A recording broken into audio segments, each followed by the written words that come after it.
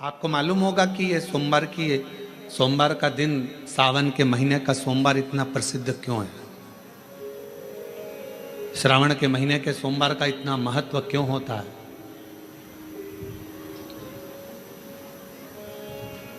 उसका एक कारण है, सावन के सोमवार का इतना महत्व क्यों है? सारे सोमवार होते हैं, सारे श्रावण सोमवार का दिन होता है, सारे सोमवार मान्य होते हैं, पर सावन के सोमवार की इतनी महत्वता क्यों है? किस लिए? और शायद हमको लगता है कि जितने भी आस्था चैनल पर कथा सुन रहे हैं, जितने फेसबुक यूट्यूब पर कथा सुन रहे हैं, जितने आपने अपने मोबाइल पर सोशल मीडिया में कथा सुन रहे हैं, हमारे को लगता है कि उनको भी नहीं मालूम होगा कि सावन के सोमवार की इतनी महत्वता क्यों है। किस लिए? सावन के सोमवार की महत्वता इसलिए है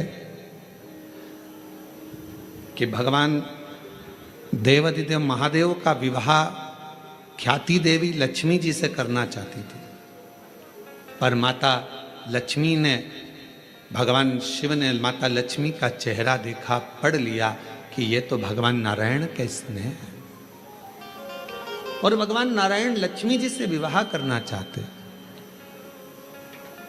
और दोनों के विवाह की बात भगवान देवाधिदेव महादेव ने माता ख्याति देवी से कह दी कि इनका विवाह करो। अब माता लक्ष्मी जी ने बड़ा निवेदन करा, आपने हमारा विवाह भगवान नारायण के साथ में कर दिया, हमारे मन की बात को रख लिया, बड़ी कृपा करी भोले बाबा, मेरा मन है मैं आपके चरणों की सेवा करूं, मुझे कोई सेवा आपकी बताओ। शिव मंदिर में कभी भी जाकर पंडित जी से मत पूछना कि यहां की कोई सेवा मुझे बताओ। भगवान के अन्य मंदिर होंगे तो वहां जाकर पूछना, देवी जी के मंदिर में यहाँ सेवा बताओ, राम जी के मंदिर में पूछना यहाँ सेवा बताओ, भगवान कृष्ण के मंदिर में पूछना हमारे लिए कोई सेवा बताओ, भगवान दत्त के मंदिर में पूछना हमारे लिए सेवा बताओ। सारे मंदिरों में जाकर कहना कि हमारे लिए सेवा बताओ, और शिव जी के मंदिर में जाकर मत कहो कि हमारे लिए सेवा बताओ। वहाँ तो झाड़ू उठाओ, सेवा में लग जाओ। वहाँ तो निर्माल्य पड़ा है, उसको उठाओ, विसर्जन में ले जाओ। वहाँ पोछा उठाओ, पोछा लगाना प्रारंभ कर दो, शिव जी का श्रृंगार करना प्रारंभ कर दो, शिव जी का सुंदर स्नान कराना प्रारंभ कर दो। शिव मंदिर में सेवा पूछी नहीं जाती, सेवा करी जाती है।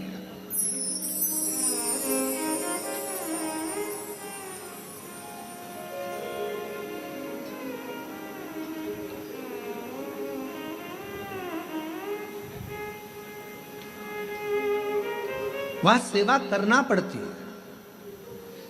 एक राज सिंहासन पर बैठने पर, एक कुर्सी पर बैठने पर, एक पद पर बैठने पर आपका कर्तव्य है कि आप बीच राह में से निकल कर जा रहे हैं, राज्य में से निकल कर जा रहे हैं, कोई दुखी आपको दिख रहा है, कोई गलत कार्य हो रहा है, आप अच्छे सिंहासन पर बैठे हैं, पद पर बैठे हैं, कुर्सी पर बैठे हैं, प्रतिष्ठा में बैठे हैं, आपकी बात दुनिया मानती है, तो आप उस गलत चीज को, गलत काम को हटाकर कुछ अच्छा कर सकते हो।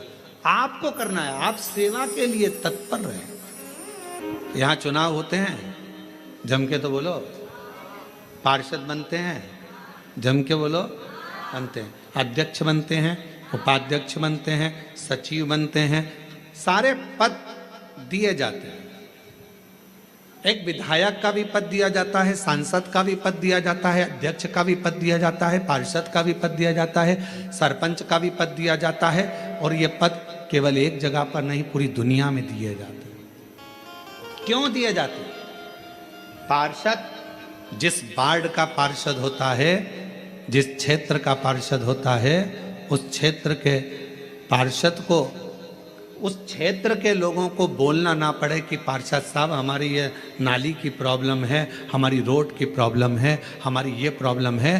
पार्षद उसी क्षेत्र का है, उसी कॉलोनी का है, उसी सोसाइटी का है, वो वहाँ घूमे, और घूमने के बाद वो देखे कि मुझे सेवा का मौका कहाँ मिलेगा, मैं कहाँ सेवा करूँ, मैं ये नाली बनवा दूँ कि रोड बनवा दूँ, कि मुझे ये करना है। वहाँ कहना नहीं पड़े, शंकर के मंदिर में कहना ना पड़े कि तुम्हें ये करना। शिव मंदिर में जाकर कभी नहीं पूछना कि मुझे सेवा क्या करना, शिव मंदिर में तो जाकर सेवा का क्रम करो। अब लक्ष्मी जी पूछ रही हैं भोले बाबा से, आप मुझे बताओ, मैं आपकी सेवा में लगना चाहती हूँ। शिव जी ने कहा कि मैं क्या सेवा बताऊं, आप जाओ भगवान नारायण की सेवा करो। पर लक्ष्मी जी ने सोचा कि देवाधिदेव महादेव मुझे सेवा नहीं बता रहे हैं। सावन का महीना था, सोमवार का दिन था। माता लक्ष्मी पूरे सावन के महीने में शिवालय में जाती, शंकर जी के कैलाश पर्वत पर जाकर खूब सेवा करती। खूब प्रथम सोमवारी निकल गई, द्वितीय सोमवारी निकल गई, तृतीय निकल गई, चतुर्थ आ गई। सोमवारियां निकलती चली गई। सावन का आखिरी सोमवार देवाधिदेव महादेव प्रसन्न हो गए। लक्ष्मी को बुलाया, हे लक्ष्मी, पूरी दुनिया में केवल महासंबोधन मेरे नाम के आगे लगा है। लोग मुझे देव अधिदेव महादेव कहते हैं। सारी पुराणों को केवल पुराण कहा जाएगा, पर शंकर की पुराण को भी महासंबोधन से संबोधित किया जाएगा, शिव महापुराण। लक्ष्मी, मुझसे जो जुड़ा हुआ है, मेरे नाम के आगे महासंबोधन लगा हुआ है, लोग मुझे महादेव कहते। पर लक्ष्मी, तूने पूरे श्रावण के महीने में मेरी सेवा करी है, और आज सोमवारी के दिन तूने मेरी अविरल भक्ति को धारण करा है। बिना पूछे सेवा में, बिना दिखावे के तल्लीनता से सेवा करी है। मैं अपना महासंबोधन दुनिया में किसी को नहीं देता, आज तुझे दे रहा हूँ। और लक्ष्मी केवल लक्ष्मी नहीं रही, उस दिन से लक्ष्मी माँ लक्ष्मी। लक्ष्मी केवल लक्ष्मी नहीं रही, उस दिन लक्ष्मी महालक्ष्मी के संबोधन से प्रकट हुई। आज महासंबोधन लक्ष्मी जी को अगर किसी ने दिया तो भगवान देवाधिदेव महादेव ने दिया। और वह महासंबोधन कब मिला? सोमवार की इस श्रावण के सोमवारी के दिन जो हम व्रत करते हैं, साधना करते हैं, उपास करते हैं, अर्चना करते हैं।